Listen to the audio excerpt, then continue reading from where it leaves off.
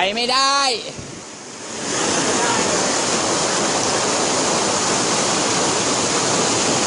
หน้ามันพันรถกูไปไม่ได้เลยพี่น้ำมันพันรถเดินหน้าไม่ได้เลยอ่ะ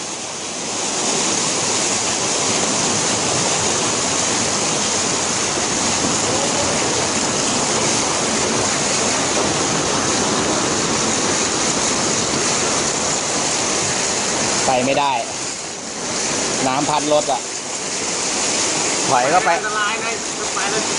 ถ้าไปก็คือโดนพัดเลยอ่ะเดี๋ยวรอให้พี่เข้าไปก่อนแล้วค่อยถอยไป